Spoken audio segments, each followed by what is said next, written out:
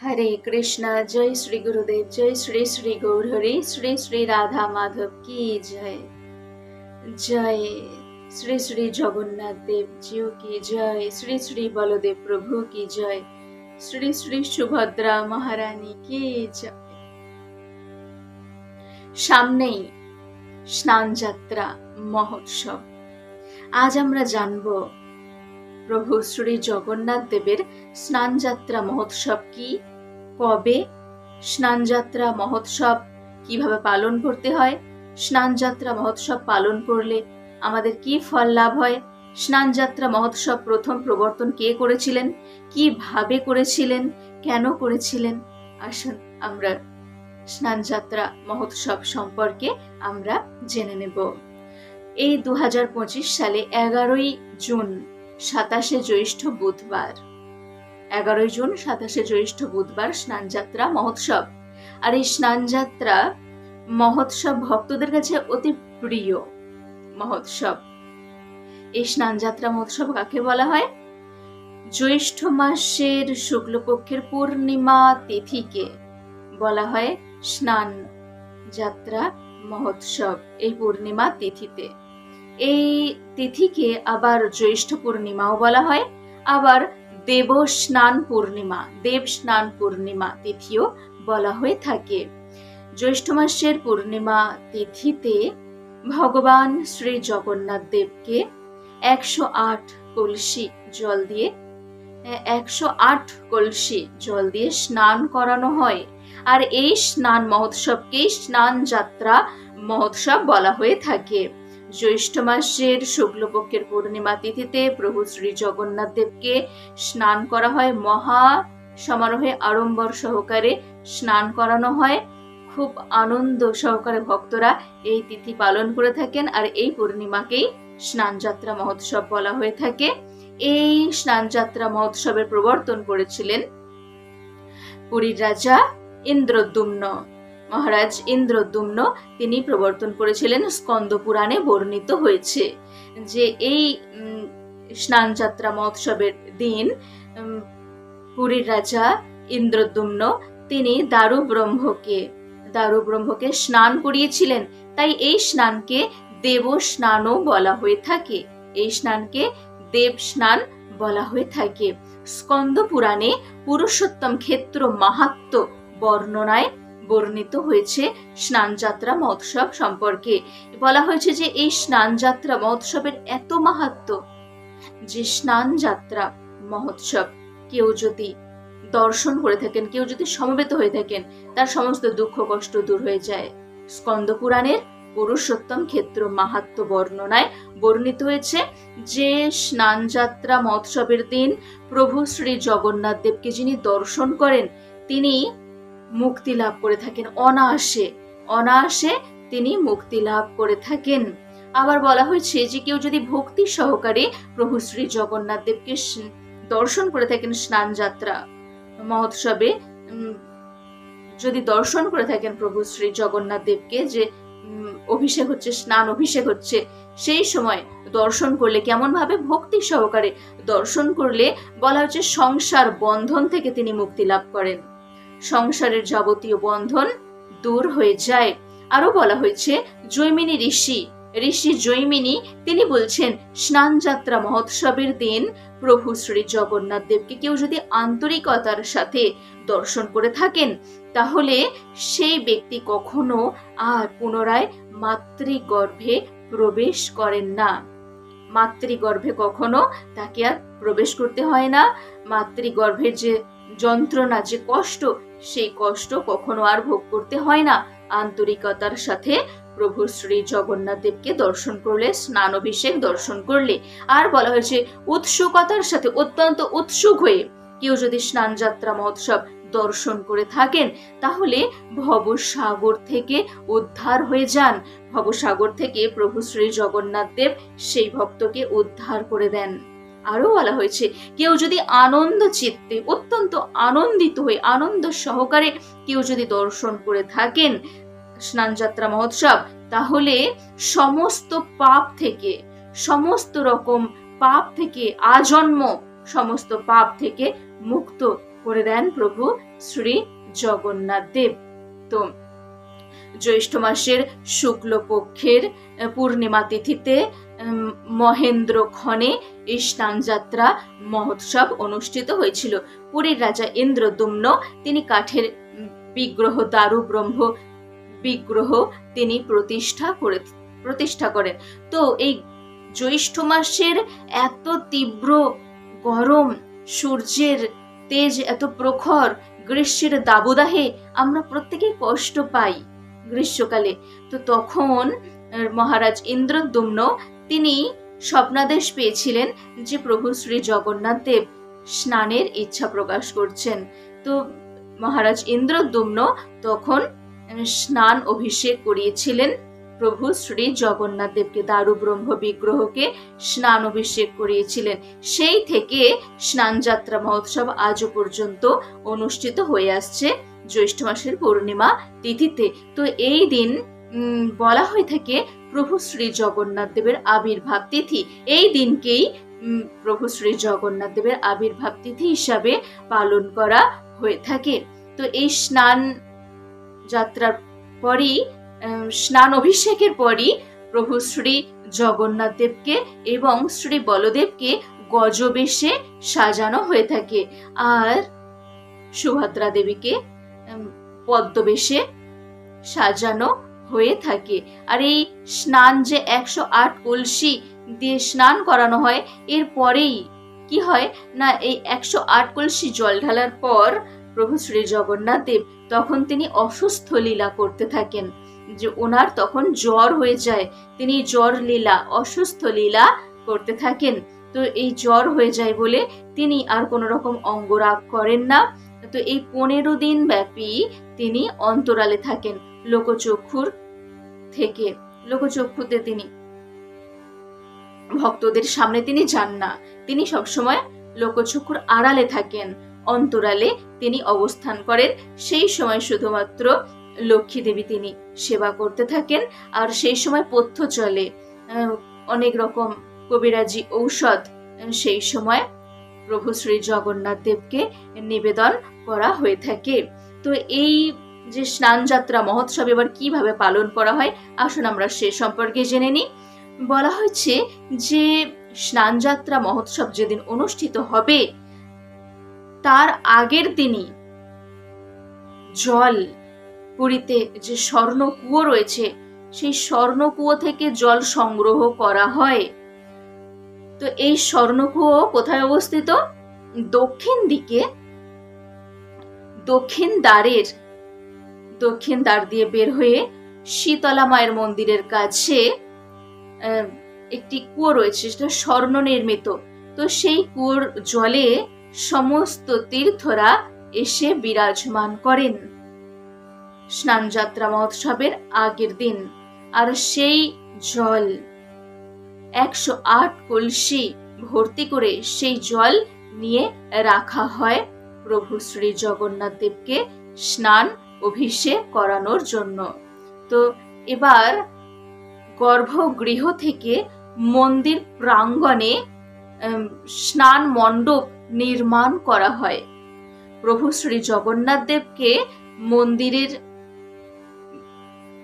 একদম মূল মন্দির থেকে বাহিরে নিয়ে এসে প্রাঙ্গণে স্নান মণ্ডপ তৈরি করে স্নান বেদিতে প্রভু শ্রী জগন্নাথ দেবকে আনা হয়, আর সেই বেদির ওপর বসিয়ে স্নান অভিষেক করানো হয়। এটা কেন করানো হয়? আর সেই বেদিটা অনেকটা উঁচু। এটা কেন করানো হয়? কারণ যাতে সবাই দর্শন করতে পারেন। শাস্ত্রে আছে যে এই স্নানযাত্রা মহোৎসব দর্শন করলে সমস্ত পাপতাপ থেকে মুক্ত হওয়া যায়, তারপর কি সংসার বন্ধন থেকে মুক্ত হওয়া যায়, প্রভু শ্রী জগন্নাথ দেবের কৃপা লাভ করা যায়, ভক্তি লাভ করা যায়, এই রকম সমস্ত দুঃখ কষ্ট থেকে মুক্ত হওয়া যায়, ত্রিতাপ দুঃখ থেকে মুক্ত হওয়া যায়। তো প্রত্যেককে প্রভু জগন্নাথ দেব দর্শন প্রদান করার জন্য তিনি ওই অত্যন্ত উঁচু, অনেকটা উঁচু বেদির উপরে তিনি বসেন। ভক্তরা প্রভু শ্রী জগন্নাথ দেবকে ওই উঁচু বেদির উপরে রাখেন, বেদির ওপরে নিয়ে এসে সেখানে স্নান অভিষেক করানো হয়, যাতে সবাই দর্শন করতে পারেন।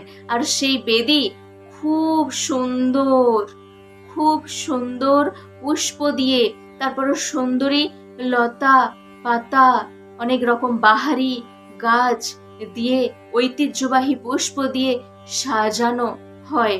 আর সুগন্ধি আর বিভিন্ন রকম ভেষজি ঔষধি উপাদান সেই জলে মিশ্রিত করা হয়, চন্দন দেওয়া হয়, অনেক রকম সুগন্ধি উপাদান দেওয়া হয়। আর সেই জলে মিশিয়ে সেই জল দিয়ে অভিষেক করানো হয়। আর বলা হয়েছে যে সেই সময়, স্নানের সময়, প্রভু শ্রী জগন্নাথ দেব, বলদেব এবং সুভদ্রা মহারানীকে অত্যন্ত নরম বস্ত্র পরানো হয়ে থাকে। আর স্নানের আগে লাল পাউডার দিয়ে লেপন করা হয় অঙ্গে, তারপর স্নান করানো হয়। আর প্রভু শ্রী জগন্নাথ দেবের চারিপাশ পুরো ফুলে ফুলে ভরিয়ে দেওয়া হয়, একদম ফুলে ফুলে ভরিয়ে দেওয়া হয়। ধূপ ধুনা চারিদিকে যেন একেবারে সুগন্ধি ছড়িয়ে দেওয়া হয়। সেই যে বাতাবরণ, সেই বাতাবরণটা একেবারে আধ্যাত্মিক বাতাবরণ। সেখানে বৈদিক মন্ত্র উচ্চারণ করা হয়, ভজন কীর্তন করা হয়, শঙ্খ বাজানো হয়, ঘণ্টা বাজানো হয়, আরো অনেক রকম বাদ্যযন্ত্র বাজানো হয়। সেখানে একটা আধ্যাত্মিক পরিবেশ সৃষ্টি করে তারপর স্নান অভিষেক করানো হয়। আর সন্ধ্যায়, স্নান অভিষেকের পর সন্ধ্যায় প্রভু শ্রী জগন্নাথ দেবকে গজবেশে সাজানো হয়ে থাকে। শ্রী বলদেব জিউকে গজবেশে সাজানো হয়ে থাকে, মানে প্রভু শ্রী জগন্নাথ দেবের মুখটা হাতের সুরের মতন এইরকম ভাবে সাজানো হয়ে থাকে। এরও একটা ঘটনা আছে। আর সুভদ্রা মহারানীকে পদ্মবেশে সাজানো হয়ে থাকে।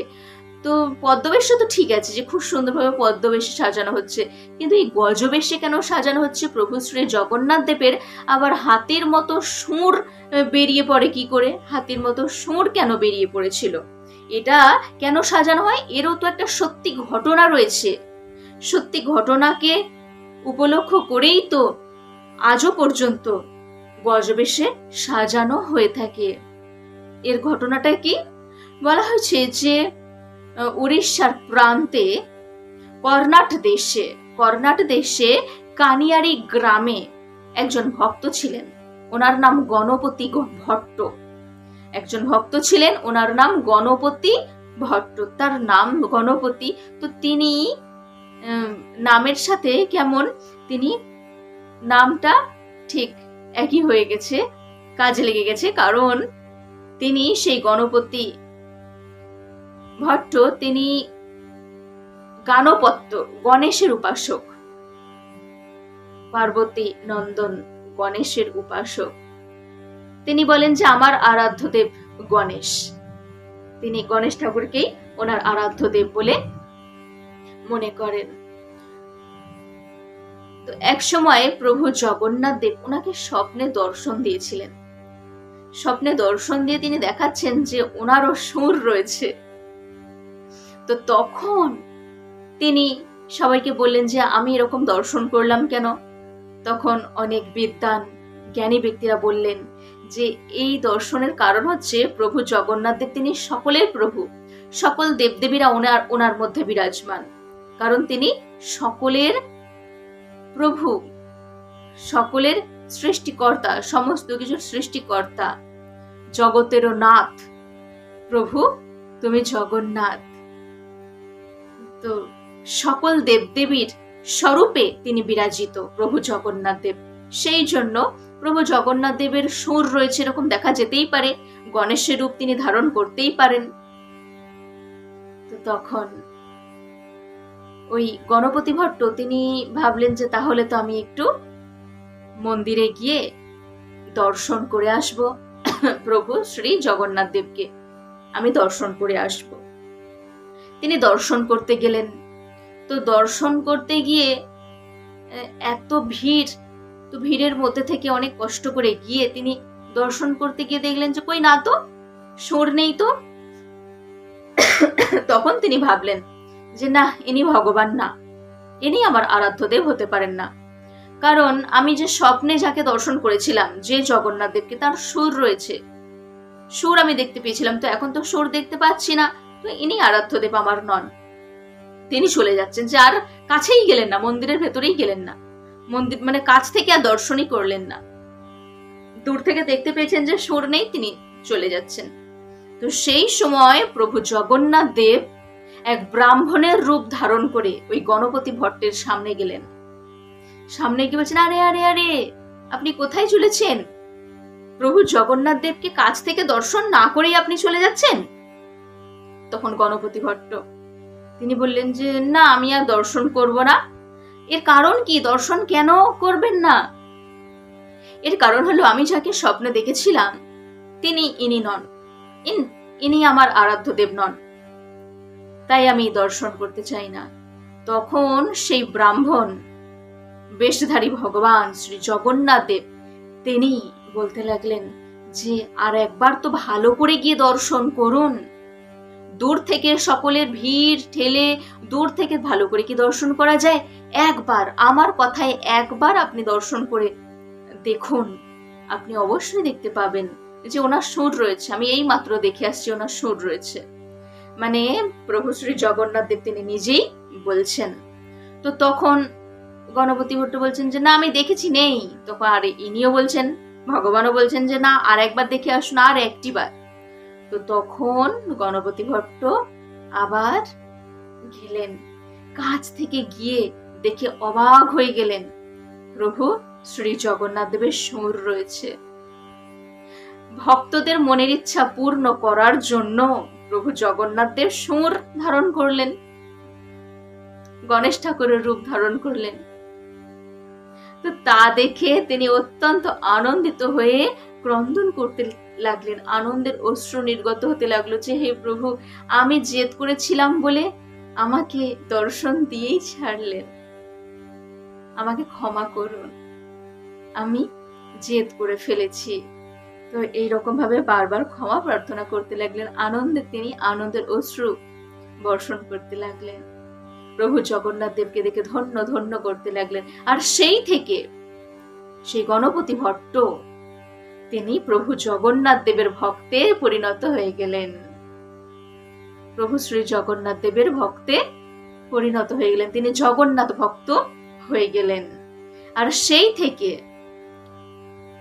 প্রত্যেক বছর গজবেশে সাজানো হয়ে থাকে, একটা প্রথা, গজবেশে সাজানো হয়ে থাকে প্রভু শ্রী জগন্নাথ দেবকে এবং বলদেবকে। এটা দেখানোর অর্থ হলো, এই বেশ সাজানোর অর্থ হলো কি, যে তিনি ভক্তদের মনের ইচ্ছা পূর্ণ করেন, ভক্তদের মনের ইচ্ছা পূর্ণ করার জন্যই তিনি জগন্নাথ দেব ওই রূপ ধারণ করেছেন। তারপরে মহারাজ ইন্দ্রদ্যুম্নেরও মনের ইচ্ছা পূরণ করেছিলেন, আবার এই গণপতি ভট্টেরও মনের ইচ্ছা তিনি পূর্ণ করেছেন প্রভু শ্রী জগন্নাথ দেবকে। সবাই স্নান যাত্রার দিন দর্শন করার চেষ্টা করবেন, কারণ আমরা জানতে অজান্তে কত রকম পাপ কর্ম করে থাকি। তো প্রভু শ্রী জগন্নাথ দেবকে দর্শন করলে, স্নান যাত্রার দিন স্নানাভিষেক দর্শন করলে সমস্ত পাপ থেকে মুক্ত হওয়া যাবে। আন্তরিকতার সাথে দর্শন করব আমরা, কারণ আমরা আর কখনো মাতৃ জঠরে দুঃখ কষ্ট ভোগ করতে চাই না। তাই আন্তরিকতার সাথে দর্শন করুন, অত্যন্ত উৎসুকতার সাথে, যে আমাকে দর্শন করতে হবেই, আমি খুব আনন্দিত, প্রভু জগন্নাথ দেবকে আমি দর্শন করব, স্নানাভিষেক দর্শন করব, এইরকম উৎসুকতার সাথে দর্শন করলে কি হয়, ভবসাগর থেকে প্রভু শ্রী জগন্নাথ দেব উদ্ধার করে দেবেন। অত্যন্ত আনন্দিত হয়ে দর্শন করলে আজন্ম সমস্ত পাপ থেকে মুক্ত হয়ে যাব আমরা। তাই সবাই স্নান যাত্রা মহোৎসবের দিন আমরা প্রভু জগন্নাথ দেবকে দর্শন করার চেষ্টা করব। যাদের বাড়িতে প্রভু শ্রী জগন্নাথ দেবের বিগ্রহ রয়েছে তারাও স্নান যাত্রা মহোৎসব পালন করবেন। একটা বেদি, নিজেদের সাধ্যমতো একটা বেদি স্থাপন করে সে বেদির উপরে বসিয়ে প্রভু জগন্নাথ দেবকে স্নান অভিষেক করাবেন। আর ভক্তরা যাতে দর্শন করতে পারেন, যাতে স্নান অভিষেকে অংশগ্রহণ করতে পারেন, সেই ব্যবস্থা করবেন। প্রভু শ্রী জগন্নাথ দেবের কৃপা আমরা অনায়াসে লাভ করতে পারবো। আমরা এই স্নান যাত্রা মহোৎসব আনন্দ চিত্তে উদযাপন করতে থাকবো। সবাই আমার সাথে বলুন, হরে কৃষ্ণ কৃষ্ণ কৃষ্ণ হরে হরে, হরে রাম রাম রাম হরে হরে।